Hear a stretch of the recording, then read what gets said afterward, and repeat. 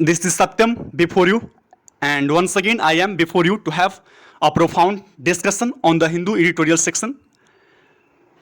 First of all, I would like to request you all, please like and subscribe this channel if you are new to this one. And now, without any further delay, I am going to start the discussion. So, first of all, we will move towards the title of this very editorial, and the title of this very editorial is End of an Era. What? End of an Era on queen Elizabeth II. जी हाँ, queen Elizabeth II का निधन होता है, उनका demise होता है, और उनका डिमाइस एक संकेत है कि एक ईरा का समाप्ति हुआ, एक युग का समाप्ति हुआ है. तारीख आज 10 सितंबर 2022. क्वीन एलिजाबेथ 96 साल की, यानी कि 96 साल की उम्र में उनका देहांत होता है, उनका निधन होता है. और जब हम बात कर रहे हैं क्वीन एलिजाबेथ II की, तो वो क्वीन जो बनी, महारानी जो बनी यूनाइटेड किंगडम की, वह 6 फरवरी 1952 को, और 8 सितंबर 2022 का उनका निधन होता है. और उनका जो शासनकाल रहा वो 70 ईयर्स का, कितना 70 ईयर्स का उनका रेन रहा, शासनकाल रहा, और 214 दिन भी. ऐसा कहा जाता है और ऐसा है कि जो longest of any British monarch में सबसे लंबा शासनकाल इनका था. इनके शासनकाल के बीच में जो है, इन्होंने क्या किया, ट्यूसडे को 56 प्राइम मिनिस्टर का अपॉइंटमेंट हुआ, जो इनके शासनकाल का 15वां prime minister, 15th prime minister इनके शासनकाल का, इनके रेन का जो लीज ट्रस्ट हैं उनका अपॉइंटमेंट होता है. ऐसा माना जाता है कि इनका जो शासनकाल रहा और इनकी जो प्रसिद्धि रही, जो प्रॉस्पेरिटी रही, वो एक ओमनी प्रेजेंट मैट्रियार्क की तरह रहा, जो लिंक करता है, जो कहीं ना कहीं जोड़ता है. और किस चीज़ को जोड़ता है? तो जोड़ता है किसको? पास्ट को प्रेजेंट से. इनका जो शासनकाल रहा इतना लंबे समय तक, 70 साल और 214 दिनों का जो शासनकाल रहा, कहीं ना कहीं एक बोला जाता है, एक स्टेटमेंट दिया जाता है कि ये जो है क्या है, एक लिंकेज की तरह काम कर रहे होते हैं. एक ऐसे मैट्रियार्क हैं जो ओमनी प्रेजेंट है. क्या है? जो ओमनी प्रेजेंट है, और जो लिंक कर रहे हैं, किनको लिंक कर रहे हैं? तो पास्ट को प्रेजेंट के साथ लिंक कर रहे होते हैं. आइए आगे बढ़ते हैं हम लोग पैराग्राफ टाइटल की ओर. और पैराग्राफ की जो टाइटल है, that is death of the queen could have an impact on the mission and the prospect of the Commonwealth. जो क्वीन का जो डेथ हुआ, जो डिमाइस हुआ, जो निधन हुआ, वो कहीं ना कहीं एक इम्पैक्ट, एक प्रभाव छोड़ने वाला है. किस चीज पे? तो जो भी मिशन है और जो प्रोस्पेक्ट है, जो मिशन है और जो प्रोस्पेक्ट है, जो पॉसिबिलिटी है, जो प्रोडिक्शन है, जो प्रोजेक्शन है, उस पे एक प्रभाव छोड़ने वाला है. और किसके प्रोस्पेक्ट पे, किसके मिशन पे? तो जितने भी कॉमनवेल्थ के नेशंस हैं, जितने भी कॉमनवेल्थ के नेशंस हैं, उन सभी देशों पे कहीं ना कहीं इनका जो डिमाइस है, इनका जो डेथ है, एक गहरा प्रभाव छोड़ने वाला है. कुछ जटिल सवालों को छोड़ने वाला है, कुछ जटिल सवाल उत्पन्न होने वाले हैं, जिनका समस्या, जिनका सुलझाना एक क्रिटिकल प्रॉब्लम होने वाला है. आइए हम लोग पैराग्राफ की ओर मूव करते हैं और देखते हैं. The passing of queen Elizabeth II. Queen Elizabeth II का निधन United kingdoms longest serving monarch, और जो क्वीन एलिजाबेथ थी यूनाइटेड किंगडम की सबसे लंबे समय तक सर्व करने वाली मोनार्क, हु रेंड फ्रॉम, जो शासन करती है फॉर ओवर 17 ईयर्स, 70 साल से ऊपर. मार्क्स द, और ये मार्क करता है, ये संकेत कर देता है, चिन्हित करता है किस चीज को? The end of. उनका जो देहांत है वो मार्क करता है एंड ऑफ एन एरा, एक युग का अंत को चिन्हित करता है for the British monarchy. British का जो मोनार्की है, ब्रिटिश का जो सम्राट का जो युग चलता है, उसका कहीं ना कहीं एक अंत को मार्क करता है. हर टेन्योर, उनका जो शासनकाल रहा एज हेड ऑफ स्टेट के तौर पर बिगैन, शुरू होता है ड्यूरिंग द अर्ली पोस्ट वार. जो अर्ली पोस्ट वार मीन्स एक युद्ध के बाद उनका जो पीरियड है, उनका जो टेन्योर है, वो हेड ऑफ स्टेट के तौर पे प्रारंभ होता है. ईयर्स एंड विटनेस्ड, और साक्षी होता है उनका जो पीरियड है एक पैराडिगम चेंजिंग का, कहीं ना कहीं एक पैटर्न में चेंजिंग आया है, एक एग्जाम्पल में चेंजिंग आया है, और इनका कहीं ना कहीं विटनेस है, शिफ्ट आया है in the balance of political powers from the British Empire to the Commonwealth and the emergence of free post colonial nation. किस चीज में अगर देखा जाए तो कहाँ कहाँ चेंजिंग आया है, किस चीज़ का ये जो टेन्योर रहा उनका इतने लंबे समय तक, कहीं ना कहीं किस चीज़ों का साक्षी है, तो साक्षी इस चीज़ का है कि कहीं ना कहीं पैटर्न में चेंजिंग आया है, पैटर्न में चेंजिंग आया है, पॉलिटिकल पावर्स का शिफ्टिंग हुआ है कहीं ना कहीं ब्रिटिश एम्पायर से कॉमनवेल्थ के पास। और क्या हुआ है, इमरजेंस हुआ है, उत्पत्ति हुआ है, गठन हुआ है किस चीज़ का, फ्री और पोस्ट कॉलोनियल नेशंस का। आगे बढ़ते हैं। ड्यूरिंग और टाइम, जब उनके समय में देखा जाए ऑन द थ्रोन, जब वो थ्रोन पे थे, जब वो राजगद्दी पे बैठे थे, है ना, जब वो सत्ता में थे, the cold war came to an end. Cold war जो है, जो शीत युद्ध चल रहा होता है, वो समाप्त होता है। So too did the UK 17 years experiment as a member of European Union. और जो यूरोपियन यूनियन का जो मेंबर के तौर पे जो यूके का जो एक्सपेरिमेंट रहा है वो भी समाप्त होता है इसी के साथ। No fewer than 15 UK prime minister came and went while she reigned. उनके शासनकाल में कम से कम 15 यूके यूनाइटेड किंगडम के प्राइम मिनिस्टर सत्ता में आए और चले गए। फ्रॉम विंस्टन चर्चिल से लेकर लिज ट्रस तक। Her rule was not without controversy. और जैसा सभी के साथ होता है, उनका जो शासन रहा किसी कॉन्ट्रोवर्सी के बिना नहीं रहा। उनके शासनकाल में भी कुछ ना कुछ कॉन्टेंटियस मैटर्स हुए, कुछ विवादास्पद बातें हुई। क्या क्या हुआ उसके बारे में भी कुछ देख लेना है। ऑन द पर्सनल फ्रंट, जब उनके पर्सनल फ्रंट से देखा जाए, सी सफर्ड, वो सफर करती है annus horribilis. Annus horribilis means what, horrible year, भयानक साल एक आता है उनके जीवन में, उनके टेन्योर में, इन 1992। और वो ईयर कौन सा होता है, 1992 का ईयर होता है। क्या होता है, win the marriages of 3 of her children, जब उनके 3 बच्चों की शादी जो है, मैरिज जो है वो टूट जाता है। और जो विंडसर कैसल है, उनका जो विंडसर कैसल है, जो रॉयल रेसिडेंस है विंस्टर इंग्लैंड में, वो उसका क्या हो जाता है, डैमेज्ड बाय फायर, आगजनी में उनको तबाह कर दिया जाता है, उनको ध्वस्त कर दिया जाता है। और in the aftermath of the death of the king Charles, जब किंग चार्ल्स का डेथ होता है, उसके बाद फॉर्मर वाइफ, उनकी जो पहली पत्नी थी Diana, in a car accident in Paris 1997 में कार एक्सीडेंट में पेरिस में उनका भी देहांत, उनका भी निधन हो जाता है। क्रिटिसिज्म वाज लेवल्ड, जो आलोचना था उसको लेवल्ड किया गया, उनको लगाया गया एट द मोनार्की पे।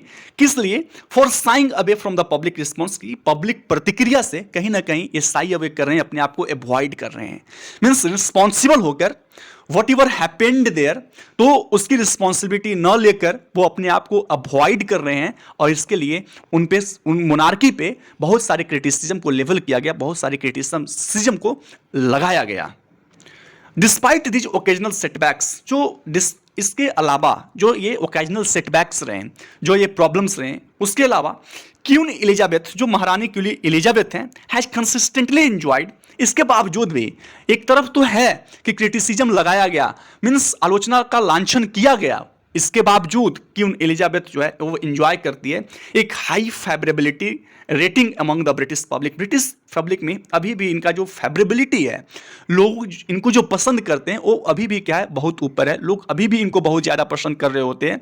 75% according to the recent poll, एक रिसेंट पॉल के अनुसार ऐसा बताया गया कि जो ब्रिटिश पीपल हैं, पब्लिक हैं, वो अभी भी 75% लोग जो हैं इनको फेवर करते हैं, डिस्पाइट कुछ सम सेटबैक्स जो उसके बावजूद भी।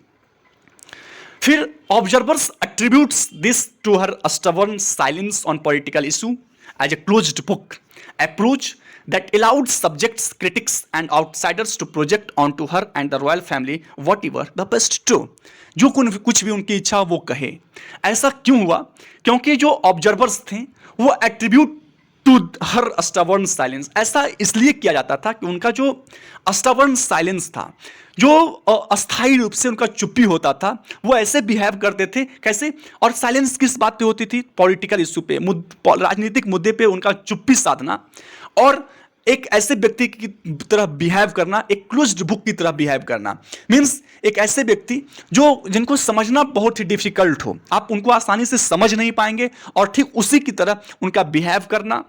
और उनका जो अप्रोच रहा इस तरह का, कहीं ना कहीं सब्जेक्ट्स को अलाउड करता था, वहाँ के जो लोग हैं वो उनको अलाउ करता था, क्रिटिक्स को अलाउ करता था, और आउटसाइडर्स को to project on to her, उन पे क्या करना, प्रोजेक्ट करना, से करना, कुछ भी क्रिटिसाइज करना, एंड द रॉयल फैमिली, और जो राजशाही परिवार था उस पर कुछ बोलना, whatever the best to, जो कुछ भी वह बोले। फिर हर पासिंग हाउएवर उनका चले जाना, उनका गुजर जाना हालांकि रेजेज कॉम्प्लेक्स क्वेश्चंस, कुछ जटिल प्रॉब्लम्स को, कुछ जटिल सवाल को उठाता है। और वो सवाल क्या है? Regarding the state of the monarchy, जो स्टेट है मोनार्की का उस पे, और विच अविज क्या है, जो विजा अभी है वो क्या है? कॉमनवेल्थ रिल्म्स, जो कॉमनवेल्थ का जो दायरा है, जो कॉमनवेल्थ का जो दायरा है, जो नेशंस जितने भी 56 नेशंस हैं उस पे, और द प्रोग्नोसिस, और जो प्रोजेक्शन है, जो प्रिडिक्शन है, किस चीज पे प्रिडिक्शन है? तो for the latter's continuing evolutions in a vastly different socio-economic milieu compared to the Elizabethan era। और इस चीज पे सवाल उठाएगा कि प्रोग्नोसिस, क्या प्रिडिक्शन किया जाए, क्या प्रोजेक्शन किया जाए फॉर द लेटर्स, कि आगे जो आने वाले हैं वो क्या करेंगे? कंटिन्यू करेंगे क्या करेंगे? Continue evolution means what? Advancement को कंटिन्यू करेंगे। एक vastly different socio economic milieu, एक ऐसा इन्वायरमेंट है जो बहुत ही वास्टली डिफरेंट है, ह्यूजली अगर बोला जाए तो वो डिफरेंट है। सोशियो इकोनॉमिक मिलियू जो वातावरण है, आर्थिक और सामाजिक वातावरण, जब कंपेयर किया जाए एलिजाबेथन ईरा से, तो प्रोग्नोसिस किया जा रहा है कि किस तरह से वो एडवांसमेंट को कंटिन्यू करेंगे। और ये कहीं ना कहीं उनका गुजर जाना एक बहुत सारे जटिल सवालों में से एक सवाल ये भी सामने रखता है। फिर है कंसीडर फॉर एग्जाम्पल, एक एग्जाम्पल के तौर पे विचार विमर्श किया जाए। The debate in Australia, Australia पर एक डिबेट चल रहा होता है, where there is a popular movement, एक पॉपुलर मूवमेंट चल रहा होता है, किस लिए? टू रिपोजिशन करने के लिए, टू पोजिशन करने के लिए, रिपोजिशन करने के लिए, चेंज करने के लिए द कंट्री एज रिपब्लिक, कि कंट्री को रिपब्लिक कर दिया जाए। Particularly in the context of administration, खास करके किस कॉन्टेक्स्ट में, किस संदर्भ में? तो एडमिनिस्ट्रेशन के संदर्भ में of Prime Minister Anthony Albanese being keen to set up a treaty with the Aboriginals and Torres Strait Islander communities. खास करके एडमिनिस्ट्रेशन के संदर्भ में और Prime Minister Anthony Albanese being keen, जो प्राइम मिनिस्टर हैं एंथनी एल्बनीज, वो बहुत ही कीन है, बहुत ही उत्सुक हैं टू सेटअप ए ट्रीटी, एक ट्रीटी को, एक संधि को सेटअप किया जाए, किसके द्वारा? तो विद द एबोरिजिनल्स, जो वहाँ के एबोरिजिनल्स हैं, and Torres straight Islanders communities, और जो टोरेस स्ट्रेट आइलैंडर के कम्युनिटी हैं। इन 2021 में क्या हुआ? जो बारबाडोस है वो बिकेम द 18th कंट्री, 18वां कंट्री बना, किस चीज में लिए? To remove the British monarch from the role of head state, कि ब्रिटिश मोनार्क को समाप्त करना है as a head of state से, 18वां कंट्री बना। और other than these two nations, Australia और जो बारबाडोस है उसको छोड़ के nations, the UK and the British monarch remains the head of the state in Antigua. जो ब्रिटिश है और जो हेड ऑफ स्टेट है, वो हेड ऑफ स्टेट कहाँ है? वो है Antigua, Barbuda, Belize, Canada, Grenada, Jamaica, New Zealand, Papua New Guinea, saint Kitts and Nevis, saint Lucia, saint Vincent and the Grenadines, Solomon island, the Bahamas and Tuvalu. At least 6 Caribbean nations, कम से कम जो 6 Caribbean nations हैं, have hinted, उन्होंने ये संकेत दिया है at following the Barbados example, जो बारबाडोस का जो एग्जाम्पल है उसको फॉलो करने का। और बारबाडोस का एग्जाम्पल हम लोगों ने ये पढ़ा कि बारबाडोस जो है वो 18वां कंट्री बन चुका है कि अपने आप को हटाना है ब्रिटिश मोनार्क को from the role of the head of state से। और कम से कम जो 6 कैरेबियन कंट्री है वो उन्होंने भी क्या किया है, ये हिंट कर दिया गया है कि क्या करेंगे, वो फॉलो करेंगे, उस चीज को फॉलो करेंगे, क्या? जो बारबाडोस एग्जाम्पल बन चुका है।